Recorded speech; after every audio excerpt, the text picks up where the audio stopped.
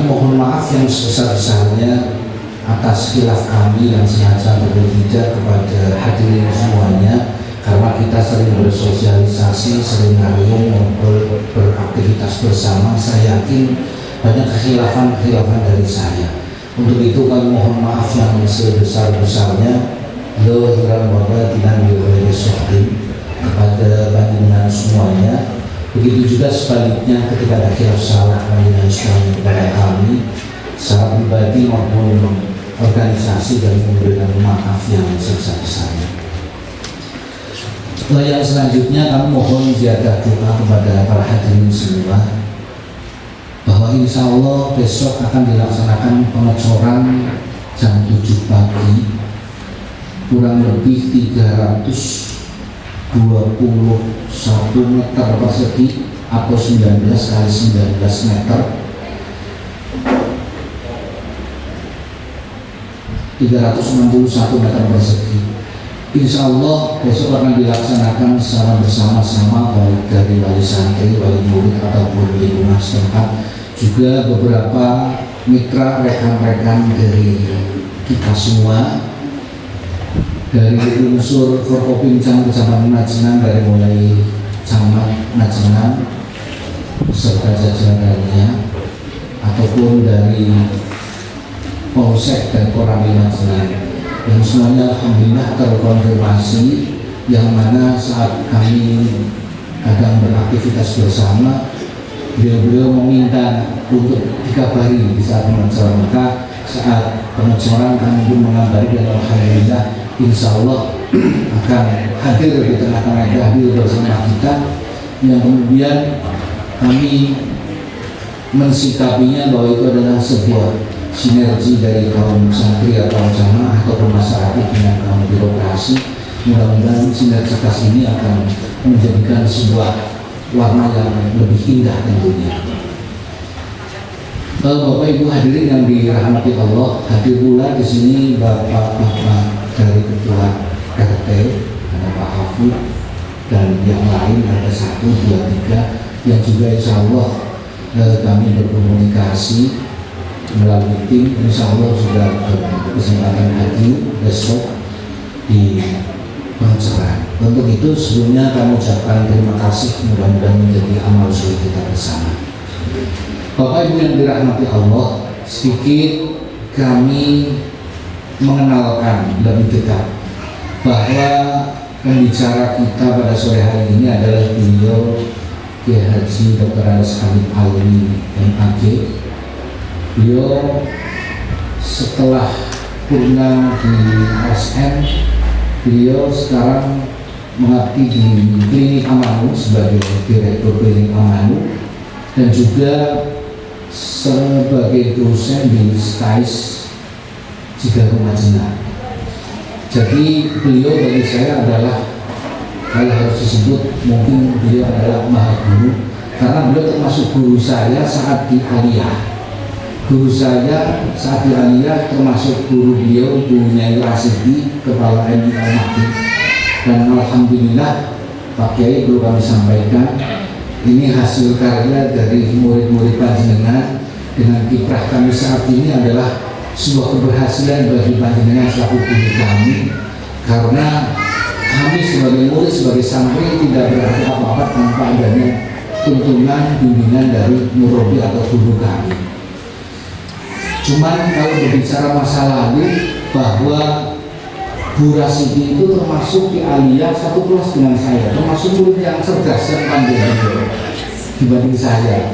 Karena saat ujian biasanya kan bertanya ketika tidak tahu, nah orang itu takut, dia mengerti jawabannya apa gitu. Tapi kalau saya nggak tanya, karena saya butuh melejut, maka kalau beliau sudah selesai jawab, tak jawab jawabannya, tak turun. Jadi bukan jalur warak maring, tapi turun jawabannya Bu Rasidi. Karena beliau terkenal memang cerdas, pintar sekolah ya. Makanya karena pintar dia jadi kepala sekolah. Saya melejut bolosan, Masya Allah. Makanya ketika saya ketemu guru-guru ayah saya, termasuk beliau Pak Ali, saya malu. Karena saya melejut.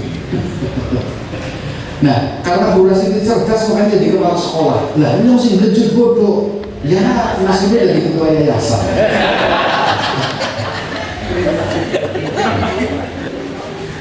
Kemudian pertanyaannya, mungkin mereka udah sekolah pintar, lalu hebat. Tidak, mungkin justru karena saya sekolah bejut, mulai kebejutan saya bisa menjadi modal. Karena apapun alasannya, yang namanya pelajaran, edukasi, ataupun ilmu itu tidak pasti juga kita dapatkan di bangku akademik atau di bangku pesantren, tapi banyak di lingkungan kita, di masyarakat kita. Wassalatu wassalamu ala asyrafil anbiya'i wal mursalin sayyidina wa maulana Muhammadin sallallahu alaihi wasallam wa ala alihi wa ashabihi ajma'in, amma ba'du. Para alim, para kiai, para khusus, Bapak Kiai Haji Muslimin ASN, Gus Bismillah Buddha SH, yang hormati, dan para ibu nyai, para ning, ya, wakil khusus, dan saya tahu ini saya hormati ibu nyai Mahabar Hidayah selaku pembina Yayasan Al-Mahdi, Bapak Ibu tenaga pendidik dan kependidikan, Bapak Ibu koordinator beserta anggotanya dari berbagai komunitas yang bernaung di bawah Yayasan Al-Mahdi yang tidak saya sebut satu persatunya, semuanya saja yang mudah-mudahan dirahmati Allah SWT. Bapak Ibu hadirin hadirat,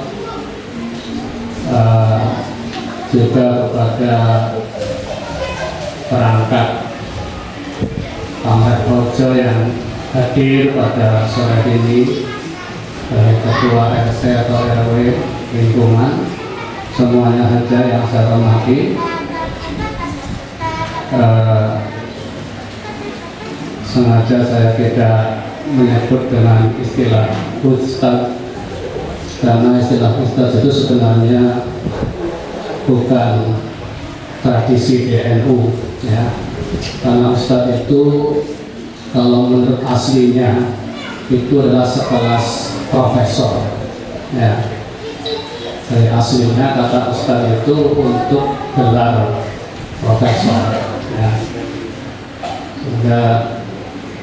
Tapi nggak apa-apa, di sini malah jadi tambah keren karena pengajarnya itu para profesor, ya, meskipun madrasah kimia atau madrasah tidak, ya, ini nggak apa-apa.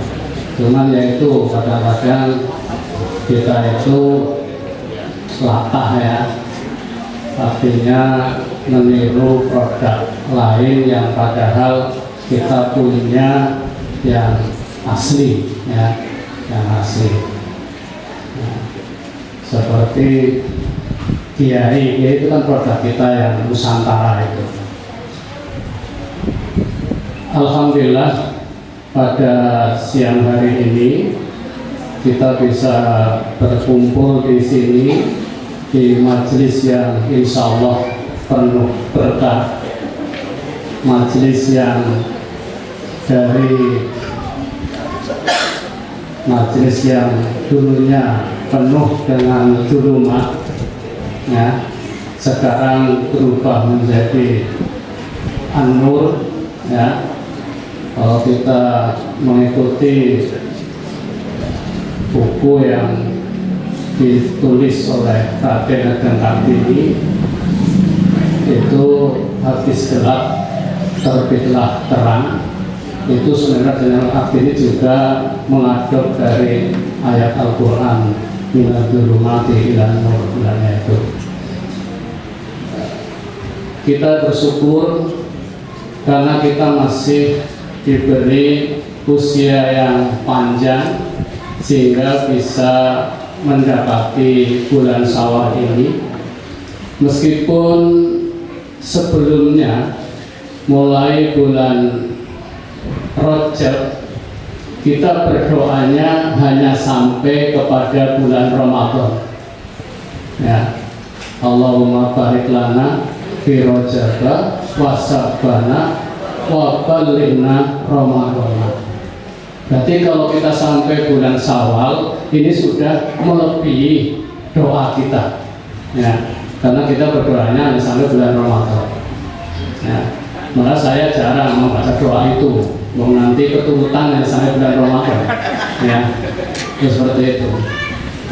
Jadi kita alhamdulillah sudah melampaui batas apa yang kita minta. Ini semuanya adalah anugerah Allah Subhanahu wa Ta'ala. Tinggal bagaimana nanti kita mensikapi, mensyukuri karena telah diberi kelebihan, diberi anugerah yang luar biasa. Salam dan salam mudah-mudahan tersanjung kepada junjungan kita Nabi Muhammad Sallallahu Alaihi Wasallam. Para kiai, para gus, para nyai dan para ling, juga para hadirin semuanya,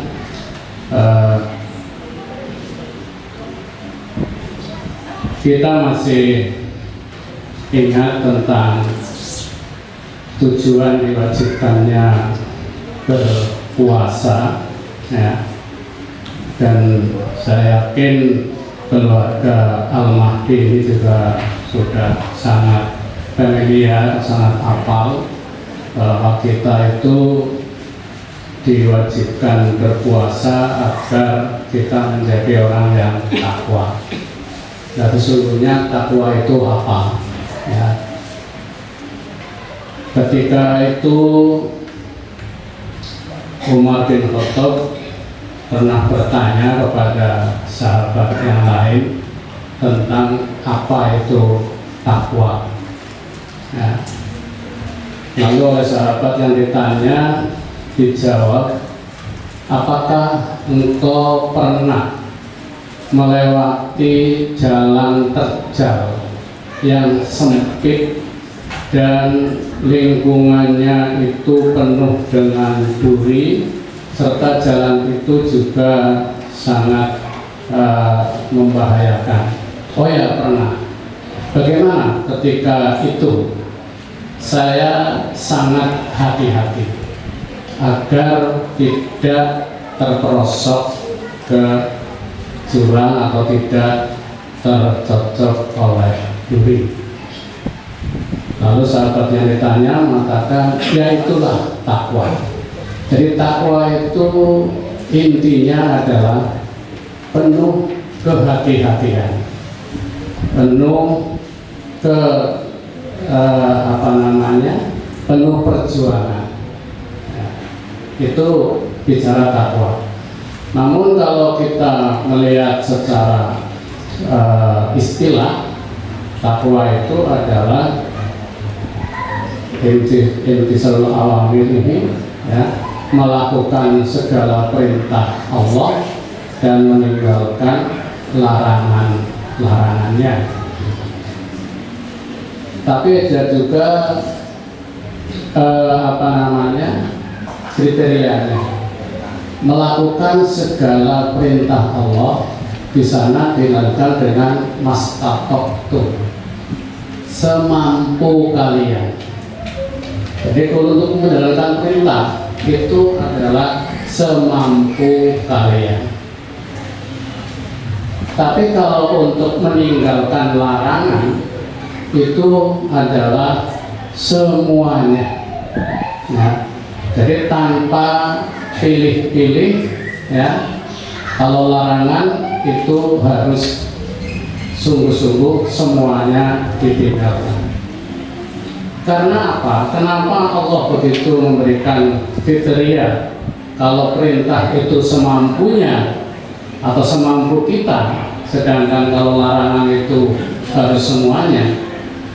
Karena pada dasarnya apa yang ada di muka bumi ini apa yang kita lakukan sehari-hari antara yang dilarang dengan yang diperbolehkan itu lebih banyak yang diperbolehkan. Ya. Jadi dalam hal apa saja, makanan, minuman, terus perbuatan sehari-hari, itu antara yang dilarang dengan yang diperbolehkan itu lebih banyak yang diperbolehkan. Bahkan dalam kaidah usul fikih dikatakan bahwa untuk muamalah semuanya itu boleh selagi tidak ada dalil yang melarangnya. Jadi kita itu mau berbuat apa itu boleh, ya, apa saja itu boleh selagi tidak ada dalil yang melarangnya. Ya, kita mau makan apa saja boleh selama tidak ada dalil yang melarangnya. Kita mau tidur, kita mau apa saja itu boleh selama tidak ada yang melarang. Dan yang dilarang ternyata itu lebih sedikit. Itu tentang takwa dalam pengertian secara umum. Lalu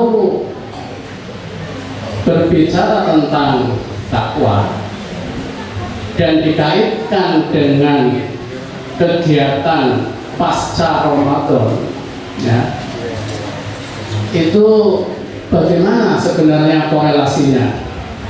Kenapa kok di kita ini, di Indonesia, lebih khusus lagi di Jawa, itu setiap bulan Syawal itu ada kegiatan yang namanya silaturahim atau halal bil halal. Dan itu memang kegiatan yang murni produk Nusantara, ya. Sehingga tidak aneh kalau ada sebelah yang mengatakan bahwa kegiatan semacam ini itu adalah bid'ah, ya.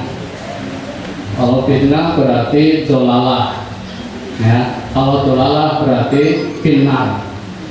Jadi menurut versi sebelah, kita yang di sini ini semuanya ahli neraka karena melakukan perbuatan fitnah. Ya, itu seperti itu. Tapi mari kita coba lihat, ya, bahwa puasa itu adalah dalam rangka membentuk muslim mukmin agar bertakwa, la'allakum tattaqun.